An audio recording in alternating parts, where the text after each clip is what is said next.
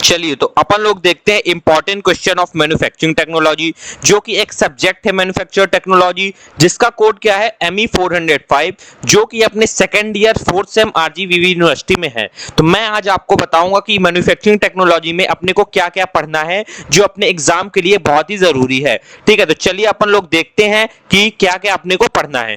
ठीक,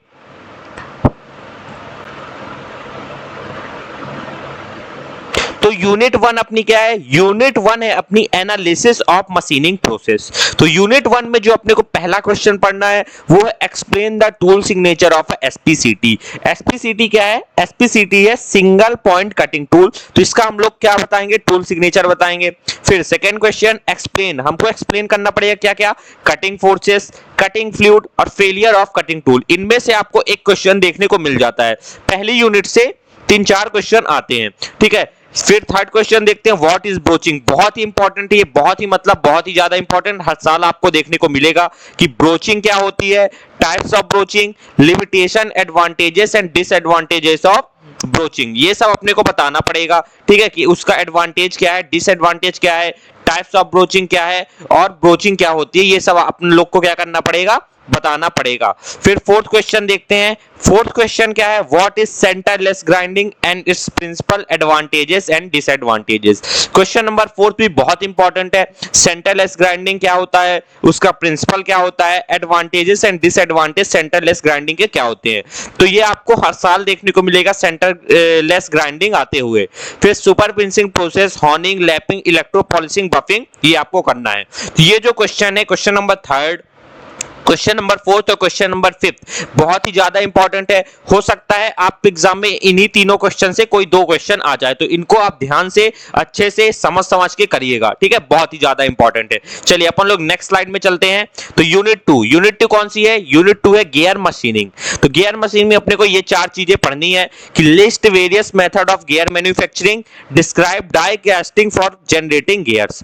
हमको various method बताना है कि हम लोग गियर किस किस मेथड से मैन्युफैक्चर कर सकते हैं, और फिर डाई कास्टिंग मेथड हमको बताना है कि डाई कास्टिंग मेथड से किस तरह हम लोग गियर बना सकते हैं। तो पहला क्वेश्चन ये हो गया। फिर राइट शॉर्ट नोट ऑन, अपने को शॉर्ट नोट लिखना है किसमें? Generating process of gear cutting, gear hobbing, gear shaping, gear saving. Important है ये क्वेश्चन नंबर 2। इसमें से हर साल आपको देखने को 2 क्वेश्चन मिलते हैं, या तो आ जाएगा generating process of gear cutting, या तो पूछ लेता है गियर हॉबिंग और गियर शेपिंग बताइए। तो इसको आप ध्यान से करिएगा। ठीक है, फिर क्या है? Explain detail classification of gear. हम लोग को क्लासिफिकेशन गियर्स का बताना है कि गियर किस किस में क्लासिफाइड है। जैसे गियर 4 तरीके के होते हैं, पैरेलल शाफ्ट से जो अटैच रहता है, नॉन पैरेलल शाफ्ट से, और नॉन इंटरसेक्टिंग और इंटरसेक्टिंग शाफ्ट से। ये उनके क्लासिफिकेशन आपको देखना पड़ेगा गियर्स के क्या क्या होते हैं। ठीक है, फिर क्या है? Explain gear cutting on milling machine. हमको फिर बताना है कि मिलिंग मशीन में कैसे गियर कटिंग होती है। तो ये यूनिट 2 क्या है? Gear machining. इतने आपको टॉपिक इसमें पढ़ने हैं, या मैं बोलूं इतने क्वेश्चन आपको करने हैं। यूनिट 3 प्लास्टिक्स, बहुत ही ज्यादा इंपॉर्टेंट यूनिट है। जितने टॉपिक मैंने आपको बताए इतने कर लेंगे तो आपके पूरे, अगर ये 21 नंबर का आता है तो 21 नंबर पूरे आएंगे। ठीक है, क्योंकि ये ऑलमोस्ट ये पूरी यूनिट ही है, छोटी सी यूनिट है। तो हमको इंजेक्शन मोल्डिंग बताना है, कंप्रेशन मोल्डिंग बताना है, ट्रांसफर मोल्डिंग बताना है, एक्सट्रूशन मोल्डिंग बताना है। इसमें आपको YouTube में अच्छे अच्छे वीडियो मिल जाएंगे, तो वीडियो देख के समझ के करिएगा। बहुत ही आसान है क्योंकि, ठीक है। तो ये चारों में से कोई आपको 2 देखने को जरूर से जरूर मिल सकते हैं, तो ध्यान से करिएगा।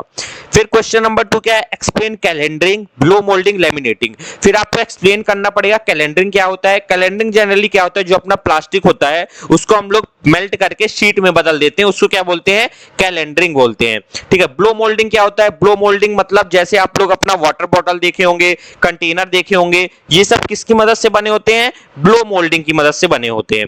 ठीक है। फिर लेमिनेटिंग, लेमिनेटिंग क्या होता है? जैसे सरमाइका आपने देखा होगा, वो कितना सॉफ्ट रहता है, वो लेमिनेशन रहता है, ठीक है, प्लास्टिक के ऊपर।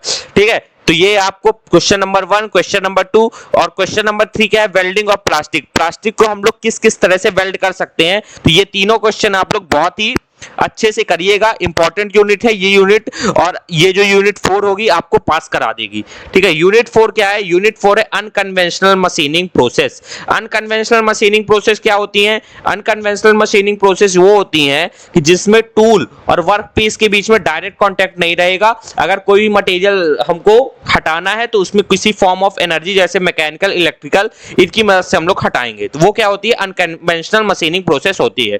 तो इसमें हम लोग को पढ़ना है abrasive jet machining, ultrasonic machining, electrochemical machining. ये तीनों मशीनिंग से कोई एक आपको मशीनिंग दिखेगी तो अच्छे से करिएगा। फिर explain electro discharge machining, electro beam machining और लेजर बीम मशीनिंग। इसमें से आपको कोई एक मशीनिंग दिख जाएगी। तो यूनिट 4 में 2 क्वेश्चन आएंगे आपके, कंफर्म है, 14 नंबर के आएंगे और इन्हीं से आएंगे। तो ये यूनिट 3, यूनिट 4 बहुत ही अच्छे तरीके से आप करिएगा। ठीक, चलिए यूनिट 5 देखते हैं। यूनिट 5 में आपको क्या क्या पढ़ना है? एक्सट्रूशन क्या होता है, explain hot extrusion process, explain cold extrusion process, explain power hacksaw. इसमें यूनिट 5 में आपको 4 क्वेश्चन करने हैं।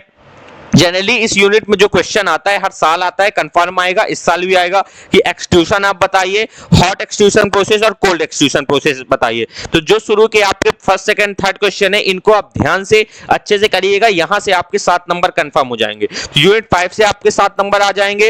यूनिट 4 से ये जो आपके 2 क्वेश्चन है इसमें से आपके 2 क्वेश्चन कंफर्म आएंगे, तो इससे आपके 14 नंबर हो जाएंगे। यूनिट 5 से 7 नंबर, तो टोटल कितना हो गया? 21, और इससे आपका कितना नंबर का आएगा? 14 नंबर का आएगा। तो ये कितना हो जाएगा? 14 यूनिट 4 से, और 7 किससे आया था? 7 नंबर का यूनिट 5 से, और इससे भी 14 नंबर का आ जाएगा। तो 35 नंबर आपके यहां से आ जाएंगे। तो यूनिट 3, यूनिट 4 और यूनिट 5 अच्छे से करिएगा। और यूनिट 2 में अगर आपको ये चारों क्वेश्चन नहीं करने हैं तो ये जो क्वेश्चन नंबर 2 है, right short note on generating process of gear cutting, gear hobbing, gear shaping, ये जरूर से जरूर कर लीजिएगा, इंपॉर्टेंट है। और यहां पास यूनिट 1 में unit 3, unit 4, sorry question number 3, question number 4 और क्वेश्चन नंबर 5 ध्यान से करिएगा। इतने टॉपिक हैं आपको पढ़ना है, अभी भी बहुत समय है, ध्यान से करिएगा, धीरे धीरे करिएगा, आपका हो जाएगा। ठीक है, तो ये रहा अपना important question of manufacturing technology, जिसका कोड क्या है? 405, जो कि अपना सेकेंड ईयर 4th सेम में है। ठीक है, तो पॉज करके ये सब आप देख लीजिए, समझ लीजिए क्या क्या आपको कैसे करना है।